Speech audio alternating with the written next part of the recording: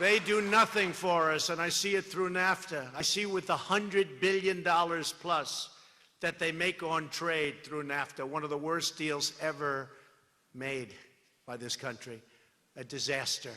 And we're trying to equalize it.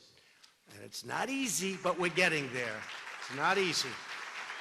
And we're going to take care of our American farmers, and we're going to take care of our manufacturers and our manufacturing jobs. But they're making unbelievable amounts of money. And that's not including the drugs that are flowing through our border because we have no wall and we have no protection. The drugs that are coming in from Mexico and through the southern border is disgraceful. So we'll see whether or not we can make a reasonable NAFTA deal, or deal doesn't have to be called NAFTA. We can do one-on-one with Mexico, one-on-one with Canada. And by the way, Canada, they like to talk. They're our great neighbor. They fought World War II with us. We appreciate it. They fought World War I with us, and we appreciate it, but we're protecting each other.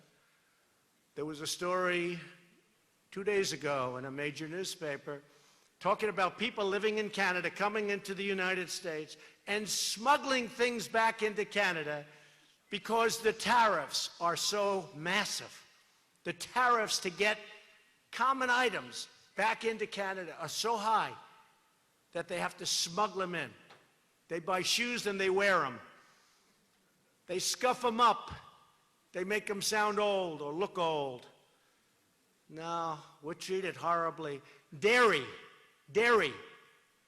275% tariff. So basically that's a barrier without saying it's a barrier. And I told them if they don't change their ways, so we have a tremendous deficit. People say, well, there's really not that much of a deficit. Well, they're not including two things, energy and timber. And those are the two big things when it comes to Canada. Now, we have to change our ways. We can no longer be the stupid country. We want to be the smart country.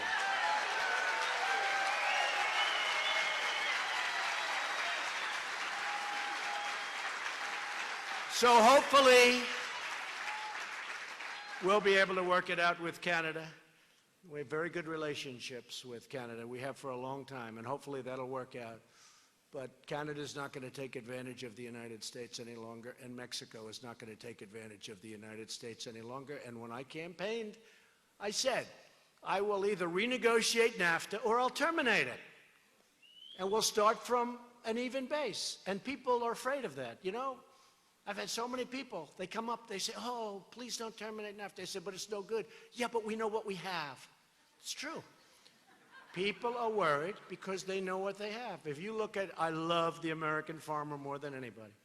They have backed me. I love the American farmer.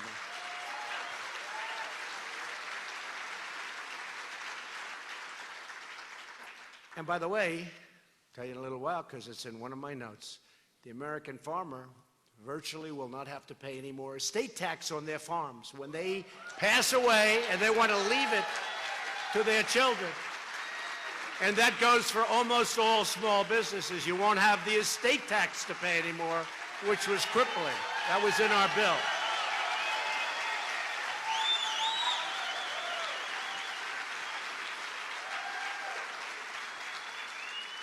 See, a young guy is standing up now. He's too young to be leaving it, so that means he's a beneficiary. I don't know. Don't act too happy. There's a wealthy father there. Don't act too happy. Is that your father? Oh, wow. The answer is yes. Okay. And you know what? You're both happy, okay? You're both happy, and I'm honored to have done it because it was destroying the estate tax, small businesses, and farms, destroying them. People were mortgaging them to the hilt to pay the tax, and then they couldn't pay the interest on the mortgage, and the banks would take them away. You don't have to pay the estate tax any longer.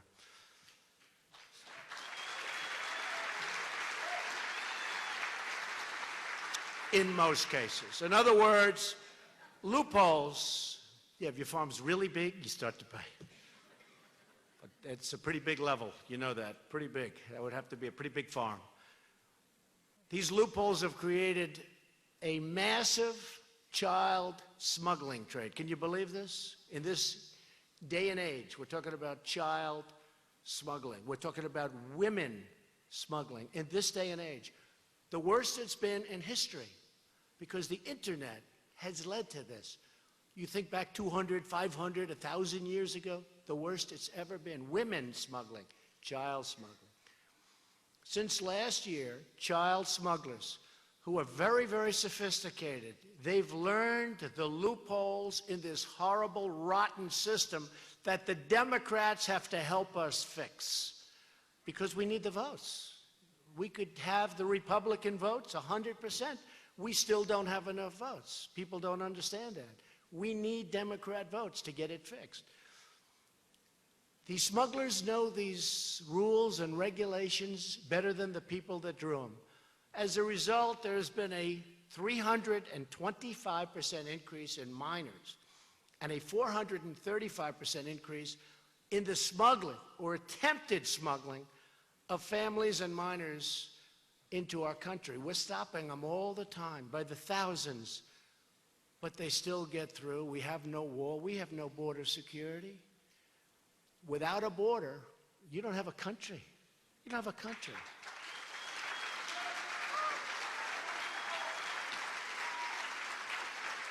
Under current law, we have only two policy options to respond to this massive crisis. We can either release all illegal immigrant families and minors who show up at the border from Central America, or we can arrest the adults for the federal crime of illegal entry. Those are the only two options: totally open borders or criminal prosecution for lawbreaking. And you want to be able to do that. We don't want people pouring into our country. We want them to come in through the process, through the legal system, and we want ultimately a merit-based system where people come in based on merit.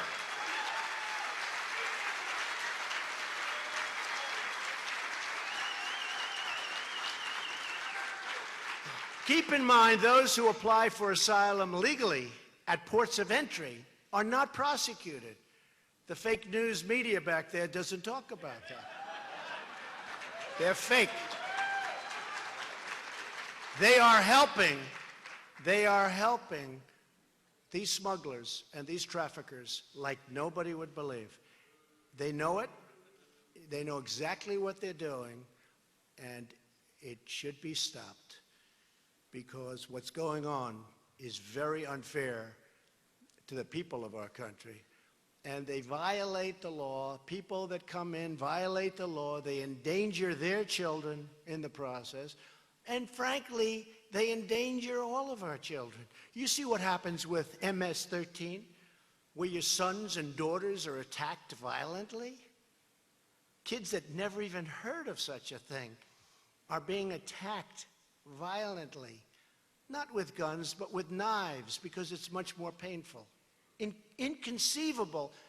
Here we are talking about business. Inconceivable that we even have to talk about MS-13 and other gangs. They attack violently, the most painful way possible. And a bullet is too quick. And we're allowing these people into our country? Not with me. We're taking them out by the thousands. We're taking them out by the thousands.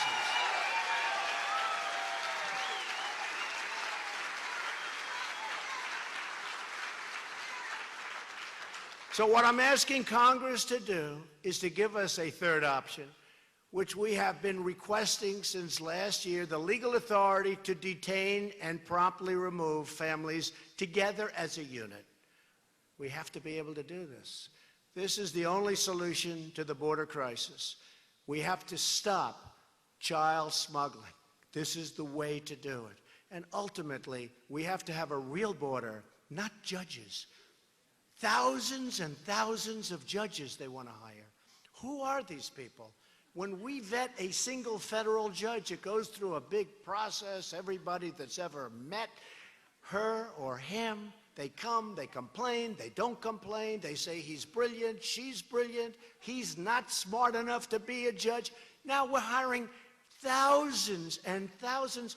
What country does this? Judges. I won't say it. I refuse to say it. I hope they picked that up back there. They won't. No, seriously, what country does it? They said, sir, we'd like to hire about 5,000 or 6,000 more judges. 5,000 or 6,000?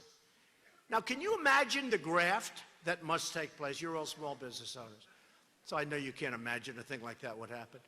But here's a guy, they say, could you please be a judge? Come on, get it. They line up to be a judge. It's horrible. We don't want judges. We want security on the border. We don't want people coming in. We want them to come in through a legal process like everybody else that's waiting to come in to our country.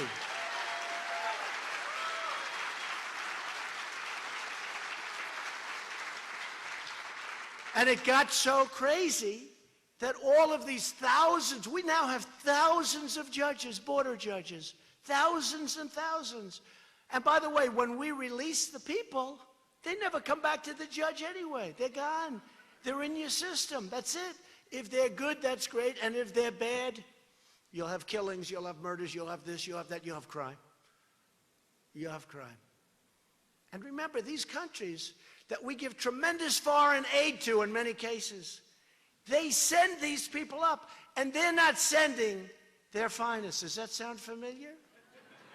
Remember I made that speech and I was badly criticized? Oh, what's so terrible what he said. Turned out I was 100% right. That's why I got elected.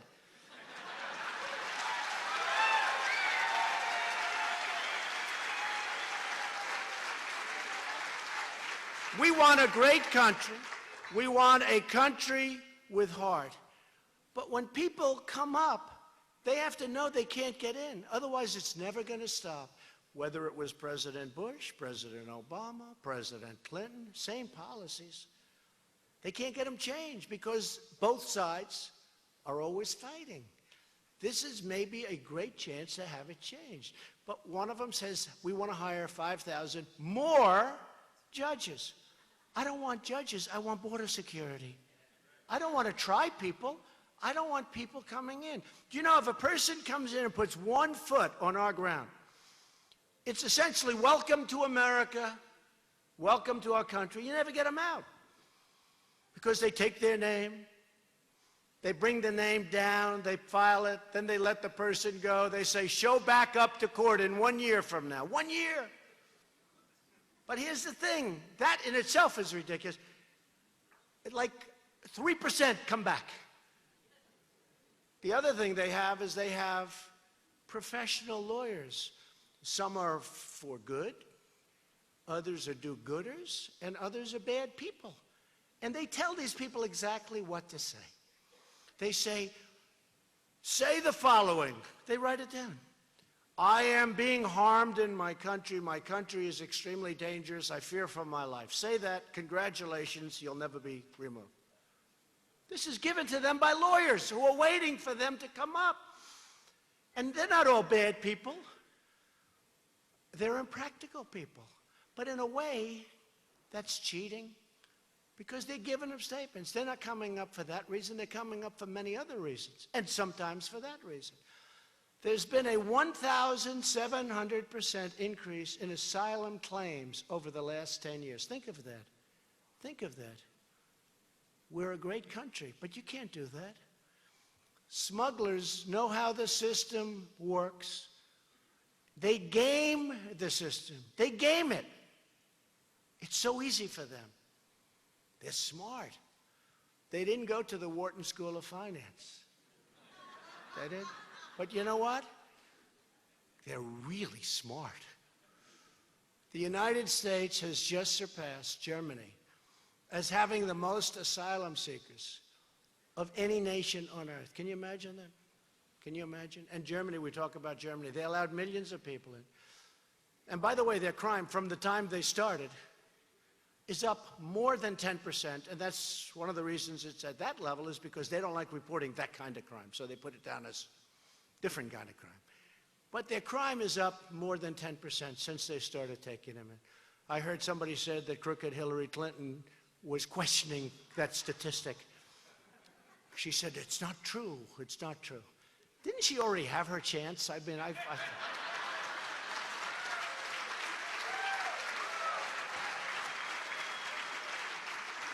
I'll tell you what, when you read the IG report with these really dishonest people, and I was never a deep state guy, let me tell you, we got some bad people that are doing bad things, but when you read that IG report about how she got away with what she got away with, it's a disgrace.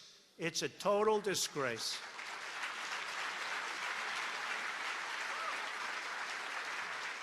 And you ought to see the hearings that are right now on television, but that folks are being, they're going on to the mainstream fake news media. They want to focus on immigration because they want to keep the cameras away from the hearings, because those hearings are not good for them.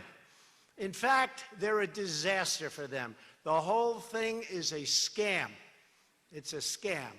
And what's happened is a disgrace. So we have a House that's getting ready to finalize an immigration package that they're going to brief me on later, and that I'm going to make changes to.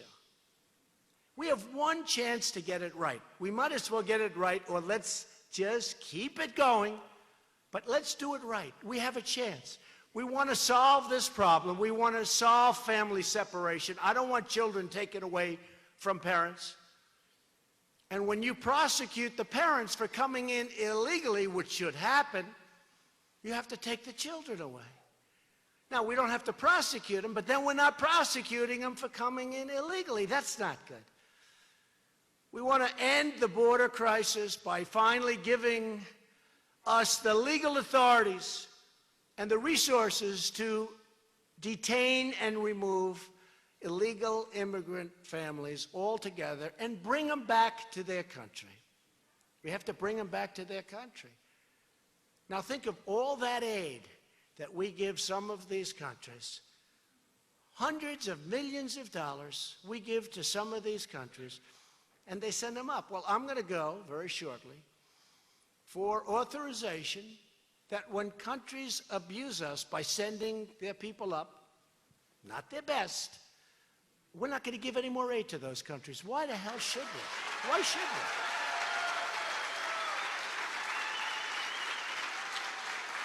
So this is a responsible, common sense approach that all lawmakers should embrace, Democrats and Republicans. And remember, we need the Democrats. People say, oh, you have the majority. Well, in the Senate, we have one, but you need 60. So we'll be at, if we get 100%, we'll be at 51.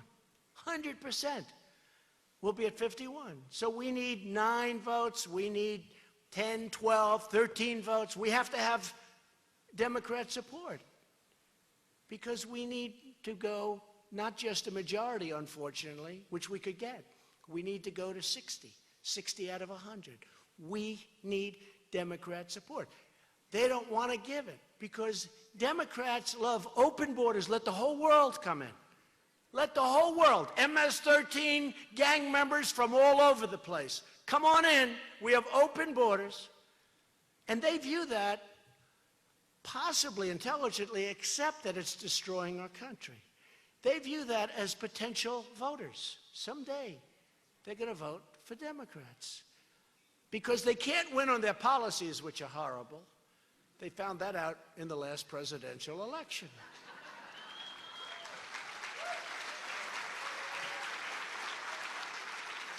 In fact, their only policy was that Donald Trump is a bad guy. He's a bad person. Vote against Trump. And they said it so much. There's hundreds of millions of dollars of negative ads. Nobody's ever been hit like that. I used to go home. I started disliking myself. It's true. I said, man, am I that bad? The problem is they never told anybody what they're doing. They didn't talk about tax cuts. By the way, they want to take away your tax cuts, and they want to substantially increase your taxes. They didn't talk about crime. All they talked about was Trump. So when people got to the booth, they said, we're going to vote Democrat. We're going to vote Democrat. But then they get up, they said, but what does she stand for? What do they stand for? They just say Trump. No, I'm going with Trump. And that's what happened. We got tremendous Democrat support. It's a beautiful thing. That was a beautiful night. Do you agree? That was a beautiful night. That was some night. That was some night. But you have to stand for something. And you have to stand for safety and security of our country. We can't let people pour in. They've got to go through the process. And maybe it's politically correct, or maybe it's not. We got to stop separation of the families.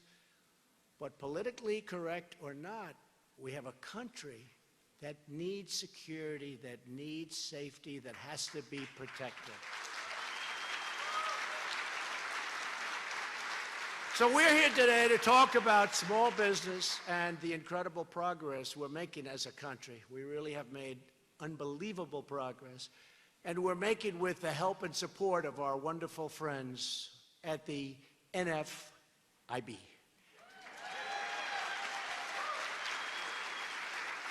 And you've heard these numbers, and if I would have said these numbers during the campaign, the fake news would have said, this is the most ridiculous. I wouldn't have said these numbers. I would have said half. Who would have known? But things have kicked in better. And as an example, you saw the poll that was recently taken, small business poll, the most optimistic in history, in the history of the poll.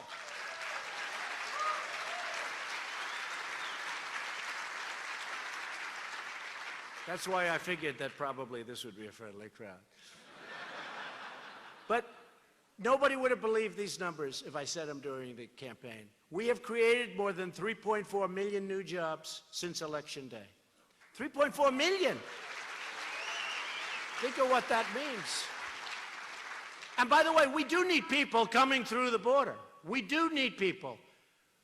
And again, we want people, you know, I have a lot of companies moving in, big companies. You look at Foxconn in Wisconsin, they're coming in. They need thousands and thousands of people. Chrysler is moving from Mexico back into Michigan. Many car companies are coming back into our country. Many companies are coming back. They're coming back from where they went. Now they're coming back because of all of the things we've done with regulations, with tax cutting. But we need people to take care. We have the lowest unemployment rate, 3.8%. We need people.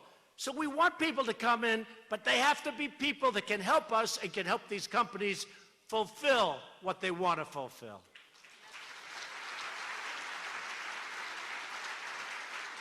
Unemployment claims are at a 44-year low. That's a great number.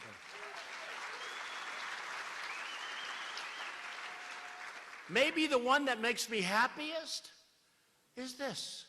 Because I remember I'd go around, I'd say, what do you have to lose? Vote for me. The Democrats have always been with you. Vote for me. They've, you know, bad education, the most unsafe parts of the country, all of these different, I'd say to the African Americans, I'd say, what you have to do, what do you have to do? Vote for me. What do you have to lose? Unemployment for African Americans is at the lowest level in history. It's like, what do you have to lose? I would go around and talk, and some people would say, don't say that, it's not nice. I'd say, look, it's true. So badly treated, and now the lowest level of unemployment in history for African Americans, and for Hispanic, the lowest level of unemployment in history. And for women, the lowest level of unemployment in 21 years. Soon it will be history.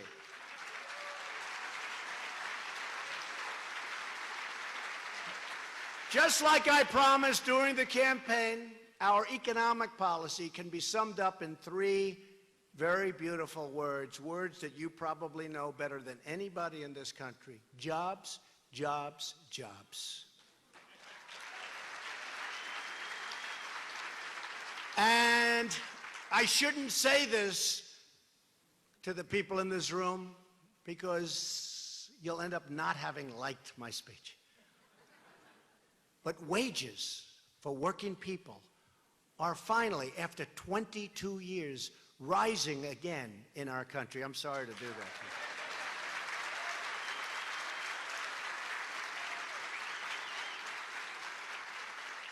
It's the only thing you can hold against me, but I think you're also very happy about it, actually.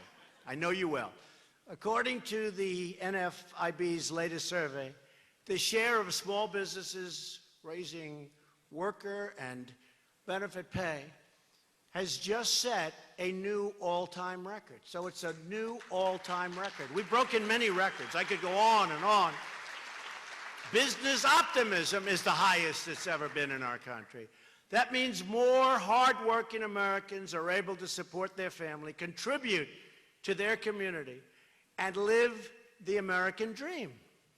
At the center of America's resurgence are the massive tax cuts that Republicans passed and that I signed into law 6 months ago this week. Not one Democrat voted for the tax cuts, and they are suffering now because they're going to lose a lot of races that they thought they were going to win.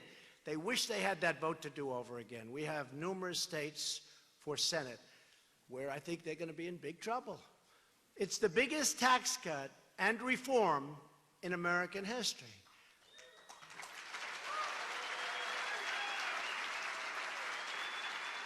And you know the story. Not since Ronald Reagan have they done any major tax cutting. And they've wanted to many, many times. I tell this story all the time. I said, I don't understand it. Cutting taxes should not be hard to sell, right? Is there anything easier? We're going to cut your taxes, and you can't get it through. So the leadership came to my beautiful Oval Office. It is a beautiful office, great office. And they talked about the tax reform. I said, what's the word reform? What does that mean, reform? Does that mean you're going to raise taxes? What does it mean? No, sir, we have the Tax Reform Act of 2017. I said, no, I don't want to go reform. Nobody knows what reform means. Then I looked back at all of the times they tried to pass tax cuts. They don't use the word tax cuts, they use the word tax reform. I said, nobody knows what reform means. They want to know about tax cuts. They don't want to know about tax reform where we're going to raise your taxes, where we're going to take away your businesses. You're going to take away, because tax reform, we're going to take away your farms. They don't want the word reform. They want the word tax cuts. Sir, could you give us a name? I'll give you the name. I'll give you the name. It's called the Tax Cut Bill of 2017. That's what it's called. Right?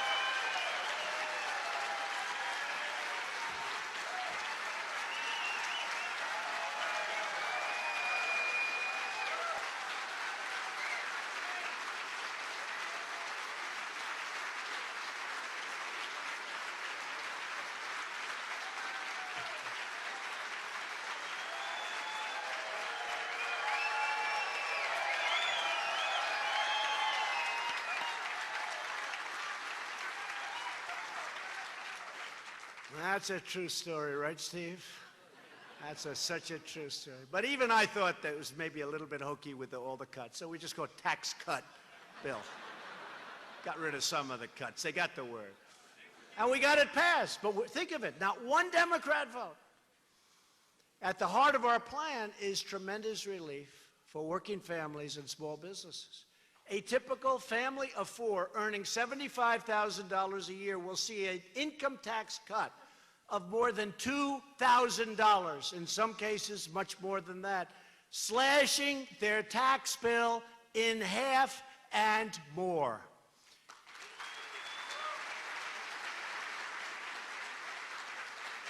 We delivered a historic victory for American small businesses by allowing you to deduct 20% of your business income. People were shocked.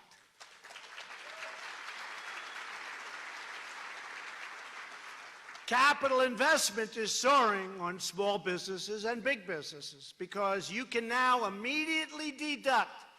This, to me, is the greatest of them all. Every single penny spent on new capital equipment. 1 year, boom, deduction.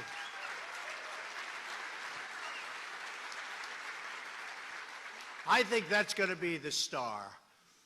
As you know, we're also bringing back trillions of dollars from offshore that we couldn't bring back. Companies were unable to do it from a tax standpoint, the amount they had to pay, and almost more importantly, it was just very hard to do. You had to see the forms that had to be filled out. It was virtually impossible. So we had anywhere from 3 trillion to 5 trillion, and now it seems as though, Steve, we're hitting the higher side. Companies are pouring money back into our country, bringing it back from overseas, investing it here. Apple just announced recently they're going to spend $350 billion on an incredible campus and new facilities all over the country. They're bringing money back, and like nobody ever thought before.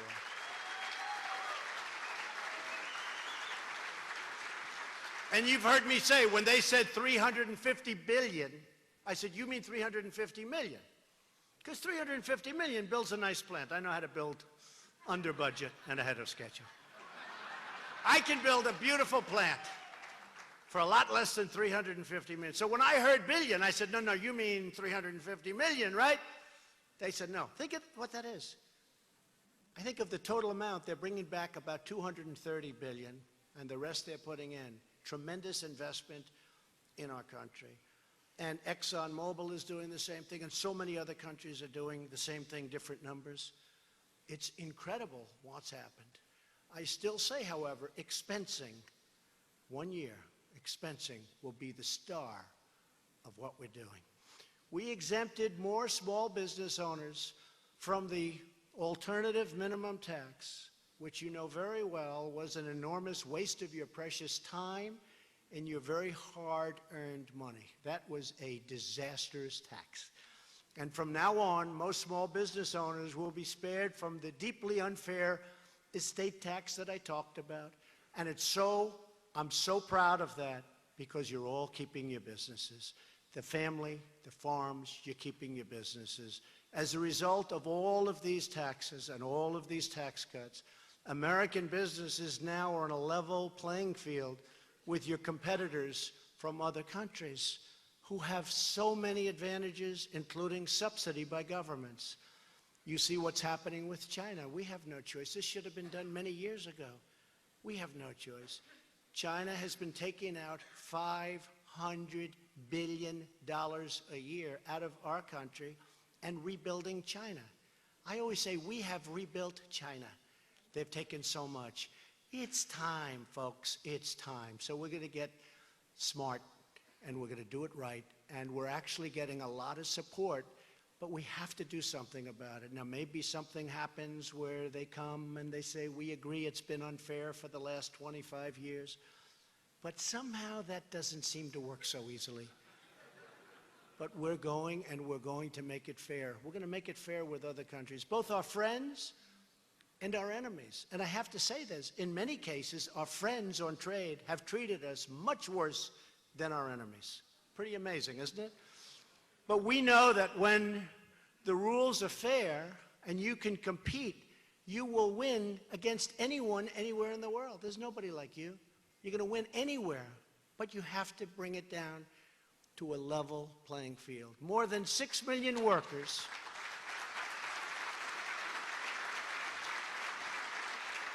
have already received a bonus, some by you people, or a pay raise, or retirement account contribution, or a new job thanks to these tax cuts. A lot of new jobs, and people now are able to go around and look for jobs. They're just not taking a job, and they hate it. They hate to wake up in the morning. They don't want to go to work. Now they've got their choice. They have jobs that they can look and they can love. And if you don't love it, you're not going to be good at it. Millions of Americans are now saying, and really saying to everybody, that they're saving money on their monthly utility bills.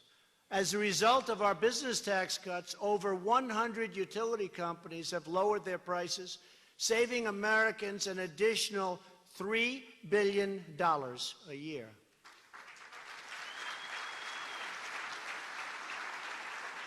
Our historic tax cuts also ended one of the most unfair taxes imaginable, Obamacare's individual mandate.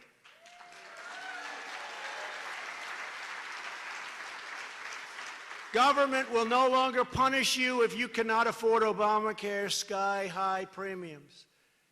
Think of this. You pay a lot of money to the government in order not to have to buy in health insurance. Think of that. So you're paying money so that you don't, it's a penalty. Incredibly, it was allowed.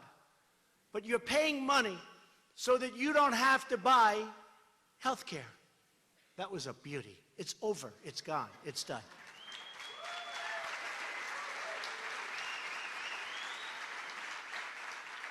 And we actually thought we had the votes, and then one man very early in the morning went thumbs down, so that was that. But we almost got rid of Obamacare without him.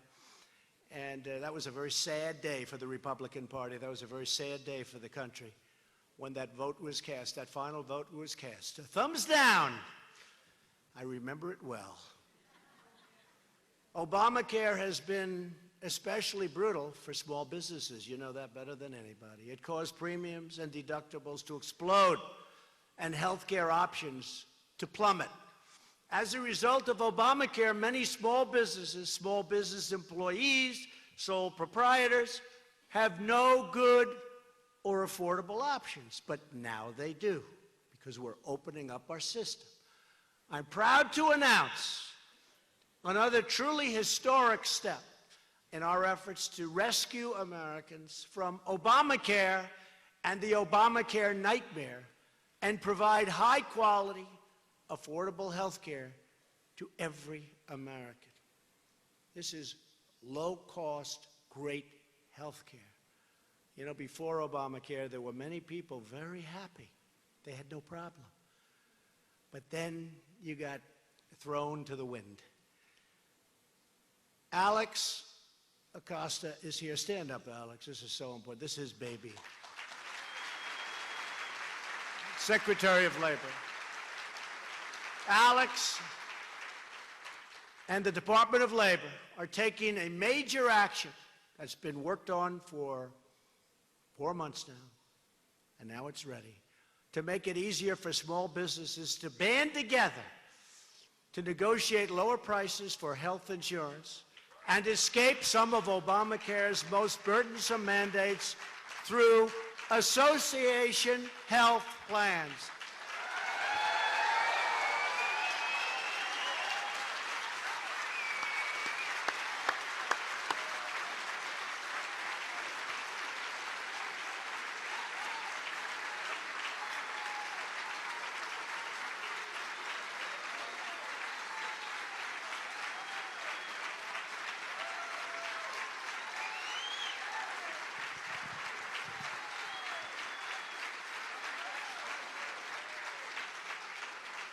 You're going to save massive amounts of money and have much better health care. It's going to cost you much less.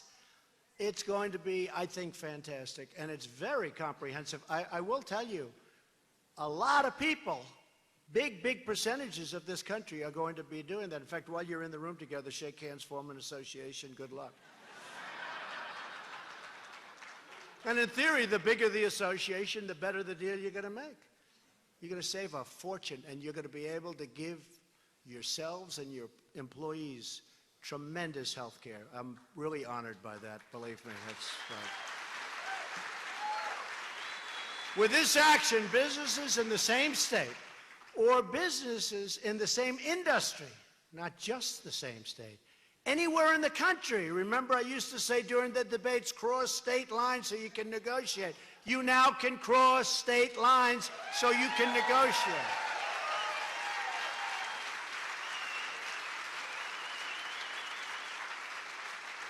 So if 20 or 30 of the businesses in this room get together, it's a group, an association. You pick the meanest, most vicious manager-owner to negotiate, right? To negotiate your health care. And I know a few of the people in here that are going to do very well. They're wild. You will end up with better insurance for far less money. You will end up so great. And Alex, that's ready as of when? Oh, that's not a bad answer. Today. Stand up, Alex.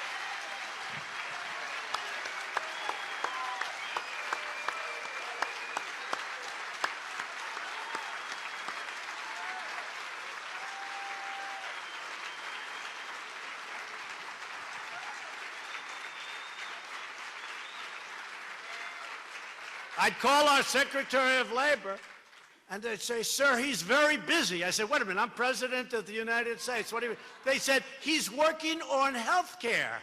I said, wow, Department of Labor, that's interesting. And that is some great plan. We love it. Thank you, Alex. Very committed to it. And he's now working on an expansion of that, including even larger groups of people. So that's really something that's also going to be very exciting. For the first time ever, sole proprietors will be able to come together and buy lower cost group insurance instead of getting ripped off by this disaster that we all know as Obamacare. These actions will result in very low prices, much more choice, much more freedom, including in many cases new opportunities to purchase health insurance. You'll be able to do this across state lines. That was such a big thing. I'd say, Alex, I want to cross state lines. He said, don't worry about it. And nobody else. You know, this is something we were able to do within the confines of the existing laws. It's a fantastic thing. So it's all set to go. Get going. Make your deals. And the insurance companies, and some people are forming their own, but the insurance companies are so excited about this. It's going to be very competitive. Let them go, and they've made so much money off Obamacare, folks. They got so rich with Obama. Take a look at what happened to our premiums. You know, everyone hears about Obamacare being a disaster, except for the insurance companies. So they're going to have to give a little bit of that money back. Negotiate tough, please. Every American who owns a small business plays a vital role in creating a safe, strong, and prosperous America. And my administration will never forget that truth. Every day you turn ideas into action, you turn vision into creation, I know you well, and you turn dreams into reality. That's what you do. You don't even realize that's what you do. That's what you do. You embody the spirit of independence and adventure that turned America from 13 colonies into the most incredible republic in the history of humankind. See, I don't say mankind anymore. I say humankind. Do the women understand that? I don't know. They want me to be politically correct. What? Oh, look, a couple of women are having the thumb up, right? You like that? You like that? Okay, that's okay. Now I'm happy about it. It's the same spirit that inspired previous generations to cross the plains and tame the wilderness and to build shining cities that touch the sky. We stand on the shoulders of American patriots who built the great highways and railroads, who dug out the Panama Canal, who won 2 world wars, and who put a man on the face of the moon. And if you see what I did yesterday with NASA, right? And you have the Air Force, and now you will soon have the Space Force, because that's where it's at, space. That's where it's at. We'll be the leader.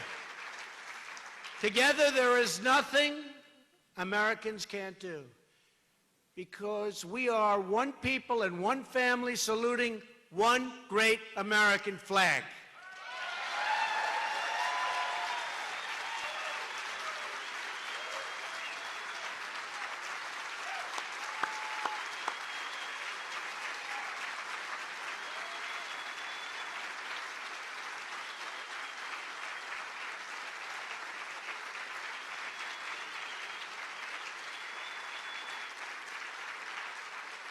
Thank you. Our future has never looked brighter, and that's because of the hardworking Americans like you and millions of small business owners who took the chance to do what they love, to follow their hearts, and to chase their very beautiful dreams. You are the ones who are shaping our industry. You are the ones who are shaping and restoring our prosperity. We are restoring our prosperity. You've seen GDP. You see what projections are. Who knows? But numbers that nobody ever thought possible. I look so forward to seeing some of those numbers. But you see what projections are. People are projecting numbers like nobody thought even possible. Numbers that I would likewise, like I wouldn't have said on jobs, I wouldn't have said on growth, I wouldn't have said. Let's see what happens. But we're doing well as a country. And you're the ones truly who are making America great again. So happy anniversary. God bless you. And God bless the United States of America. Thank you very much. Thank you.